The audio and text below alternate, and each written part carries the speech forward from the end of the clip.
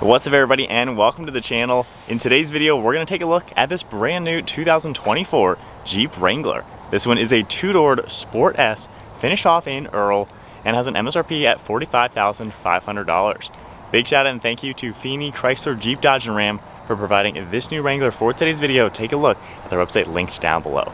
Now underneath the hood of this two-doored Wrangler you're going to find the 2-liter inline 4-cylinder turbocharged motor pumping out 270 horsepower with 295 pound-feet of torque. It's paired to the 8-speed automatic transmission, and of course this has a 4-wheel drive transfer case. Overall curb weight is around 4,000 pounds and it runs on a 17.5 gallon fuel tank, so you're looking at 22 miles per gallon in the city with 24 out on the highway. And this Jeep can even tow about 2,000 pounds. Overall length is 166.8 inches with wheelbase at 96.8. Width is 73.9 and height is 73.6. The Wrangler of course is an off-road focused SUV with approach angle at 41 degrees, breakover at 25 degrees, departure angle at 36 degrees, and ground clearance is about 9.7 inches. Moving on now to the styling with the classic Jeep Wrangler. Very timeless design, hasn't really changed since the beginning of the Wrangler. You're going to see these 7 vertical bars for the grille with some nice black mesh. We of course get chrome surrounds for the inside of these headlights. You can opt for an LED package as well. And then on the side of the front of the hood, you're going to see these hinges right here to actually open it. And we have our massive front bumper with steel tow hooks. We got fog lights down below, kind of a skid plate design up here as well. And I like how you can see the fender flares going right into this front bumper. You are going to see lights in the flares as well. And of course you can just see how wide they are, just giving it that classic Jeep design. Up on the hood, we got a nice curved line around it, and then rubber bumps on the upper portion. That way you're able to fold down that windshield when really taking this car apart. But front end's definitely pretty cool, can't complain. Looks kind of the same year after year. And then moving to the side, we got a nice set of off-road tires with a 17-inch wheel finished off in this two-tone design with that classic Jeep logo right in the center. Now the overall side profile is pretty short and stubby. You can opt the Wrangler in a 4-door version. So this is the smallest one available, very small wheelbase, very simple. You're gonna see the exposed hinges. We got the blacked out trail rated badge, which I like. They've actually replaced the old school big antenna. You now just have your badge right here. Got Jeep and Wrangler with that American flag, black on the door handles along with those side mirrors, and you're gonna see a 3-piece removable roof. Now if you go ahead and open up one of the doors, these panels up front are removable. There's actually latches you're able to pull in all the corners and very easily lift the entire roof panel out and of course give it that cool open top experience. You're also able to remove the doors or even keep the doors on and take the roof off, and the back section of the roof is also going to be removable. Now in back you're going to see another fender flare just like the front, a little bit smaller. Same wheel and tire combination of course, and part of the taillights stick out a little bit and the bumper is going to wrap around. Super boxy looking at that side profile, just a very old school design overall. In this Earl color, it's kind of a pale green, which definitely looks pretty cool on this off-roader. And then at the rear end of the Wrangler, once again, extremely boxy, just squared off. We have a functional steel tow hook down below, black plastic for this entire rear bumper. You're going to get your backup camera in the center of this full-size spare tire. And then we have a third brake light up above that. You're going to see your hinges up here for the rear glass. Our grab handle is on this far left side where you can swing this door open. And then even on here, you're going to have a lot of the specifications written out for what this vehicle is. Now you can manually lift open this rear glass. And as you can see back here with the seats up, it's definitely on the small side as far as cargo area goes. We have our covers for that hardtop roof. And then back here, we have just a little bit of storage space. You can then lift this open. There's hidden storage space and then areas right here for all the bolts for your hinges and then roof accessories as well.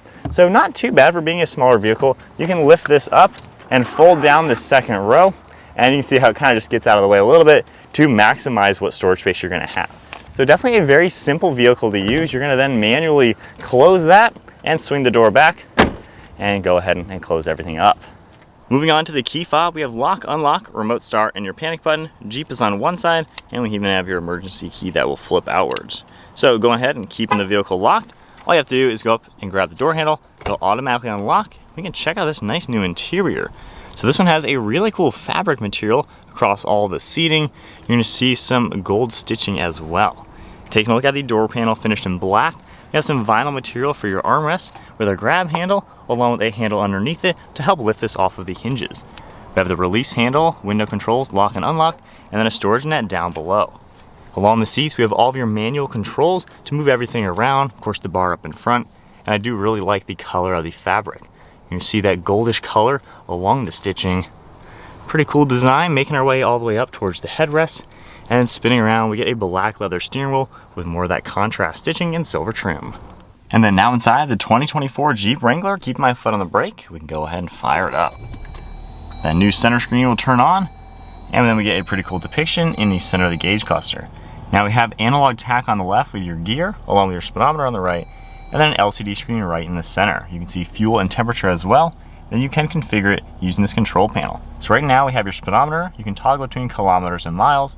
Scrolling down, you're going to see vehicle information that you can easily scroll through, see all sorts of different vitals within the car. Continuing down, you have a few more things for the off-road, the drivetrain, things like that. And then you can continue down into driver's assistance, and then more items for trip and things like that are going to pop up. You have quite a lot of different menus throughout the screen, so you really can view pretty much everything within this off-road SUV. Then you're going to see Jeep right in the center. We have cruise control on the right side with your forward pacing. You also have some Bluetooth and audio controls on the left. We have controls on the back side of the steering wheel for volume and track, then all the windshield wipers on the right stalk, and then your turn signal on the left. Now we have our headlight controls down here with interior dimming. You got two logos of a Jeep down there as well. And then you're going to see one of your air vents and then black along the dash. Now up on top you get just a little bit of storage space on each side, and I like just this black trim and then this cool fabric material. So it's a light gray with more of that gold stitching. Air vent on the far right side with a grab handle right in the center. Two air vents underneath this new screen, and then moving to this new screen you can see quite a few different shortcuts up on top with some things of information. Then all of your controls are on the left side. You can scroll through this home screen. We have all of your media that is going to pop up. You have different sources, of course. There's Android Auto, Bluetooth audio, things like that. All of our climate controls as well with fan speed, different zones. You do have heated seats. Phone integration will pop up. If you tap vehicle now, we can get your dashboard with off-road pages. You also have controls and settings. If I go under off-road pages, you can see the transfer case, steering angle, your coordinates. If I go under accessory gauges, you can see all of those. Pitch and roll gauge as well. Then if I go ahead and back out of here and hit controls, you can see our rear view camera, get a pretty good depiction of that. Exiting out, going under settings, you can see a lot of different items within this car. Now you also have your apps icon as well, where you can scroll through everything in this. And then of course, putting this into reverse, you're gonna get that backup camera like we already saw. So really nice to see the new screen. You also are gonna get physical climate controls down below. You have your fan speed in the center. That'll come up on the screen whenever you make an adjustment. You have your different temperatures, heated steering wheel, heated seats, air conditioning, everything you're going to expect. Then you can also see your volume control, muted, you have the engine start stop feature, and then downhill assist. Now on the far right side, we can pop this open. We have a few different plugs for media, your window controls, along with a 12 volt, of course that engine start stop. There's storage space down below that, and then our 4-wheel drive select. You can see 2 high, 4 high, and all the way into 4 low. So it's a nice manual shift lever. We have the old school Jeep on the shifter, all of your gears, as well as a plus and minus. Then you're going to see 2 cup holders with storage space, manual parking brake, and then a nice black vinyl for this armrest. Now if we open up the first lever, there's a little bit of space, and then grabbing the second one, we have even more space into here.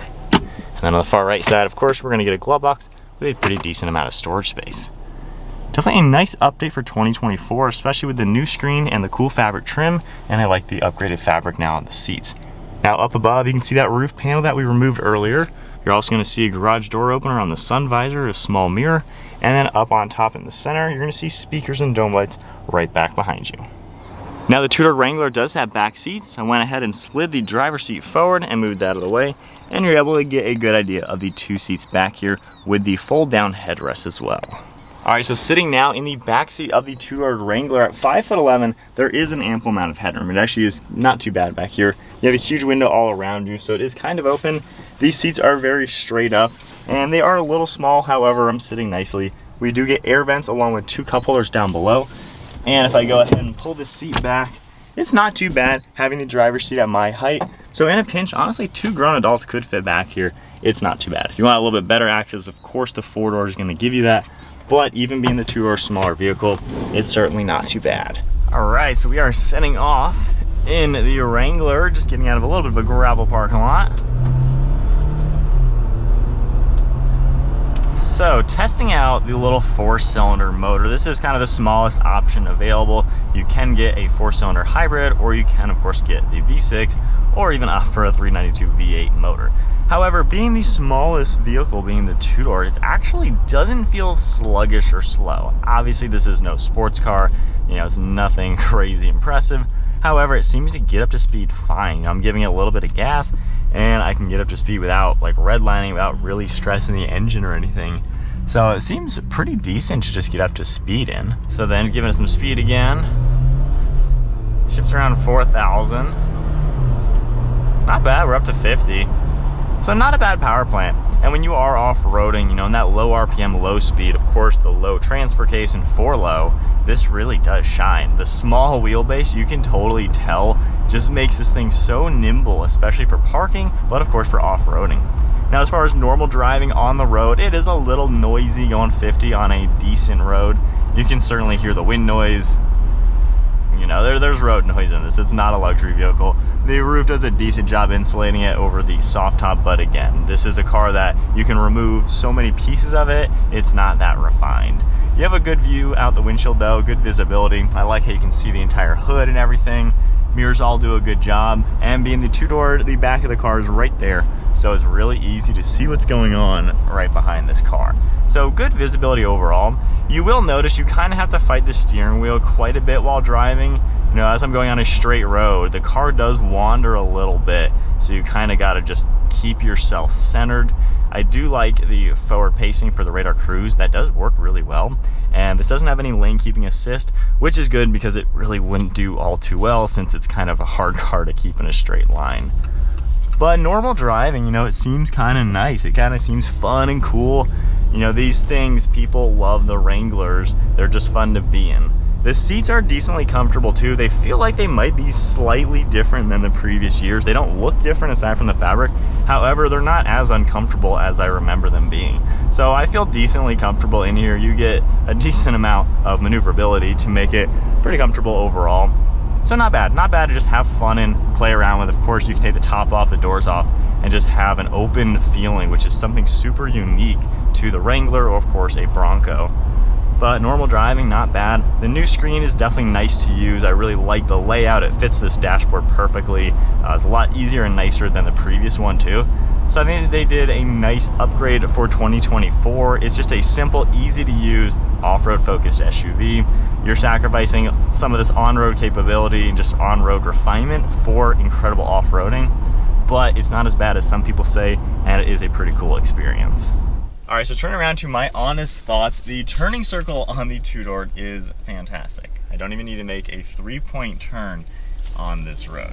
So this is definitely so cool off-roading. I've been off-roading in the Wranglers. We had a 4xe actually to play with for an entire week, a 4-door. It was so capable. And then the two-door is even more capable with that shorter wheelbase. So it's really cool, of course, to see what this thing can do. Now on-road, you are definitely sacrificing. Under 45, it's actually not bad. It's pretty quiet and composed, but any highway driving, these things are just not the best. They're all over the road a little bit, a little noisy, just not the best. So it's a vehicle that you buy knowing you're gonna sacrifice some of that on-road capability. It's just not gonna be as smooth as something like a Bronco, quite honestly, which just does a lot better on-road. However, there's so much heritage with the Jeep Wrangler name. Fans love it. You're never gonna get people to stop buying these. They're just really cool. Now, the things I like about them, the off-road capabilities. I've been in them, like I said, and they truly shine, especially when you take the roof off, the doors off and things, the solid axles, the four-wheel drive transfer case. It just goes over everything off-road really, really well. And it's fun. This is an SUV you can buy in today's day and age where so many things are getting boring, you know, electric cars just getting really boring. It's cool to get an SUV that is still old school and just pure fun. You know, you're buying a Wrangler, you're buying it for the fun factor, you're cool with the sacrifices in it. And I totally get that. You know, not every vehicle has to be so serious. That's kind of what a Wrangler is. It's just a fun toy to play with. It's still fine around town for the day-to-day. You know, towing's not all too impressive, obviously. A small utility trailer, that's about it. So it's not the most toughest vehicle as far as towing and things like that. It's It's a very simple construction of a vehicle, a very small wheelbase, small platform in general, so it's no workhorse or anything like that. But if you're using this as a kind of minor utility vehicle, throwing stuff in the back, people in the back, just doing some off-roading, some trails, small trailer or something like that, it's pretty useful for a lot of people. And obviously this is a very, very popular vehicle in the US. So many people own them, and there's a million different configurations. And at $45,000, that's basically the average price of a new car in today's market. So this car is an average price vehicle. Most people should be able to get into something like this. It's not bad. I was expecting it to actually be a little bit more expensive, because these days everything seems to get more expensive. But for 45, it doesn't feel like it's, you know, not having what you want in it. So real quick, let's do another little 3-point turn. It is incredible just how nimble it is. Of course, with a little backup camera.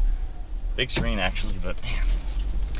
But yeah, as far as pricing goes, I don't know, it doesn't seem too bad because you do get nice features. The Sport S is not fully loaded. It's no Rubicon or anything like that. But the fact that you still get, of course, 4-wheel drive low and then a few of the gauges, that's kind of all you need. And it's impressive how you don't need to go Rubicon where you have the locking differentials, sway bar disconnect, and things like that.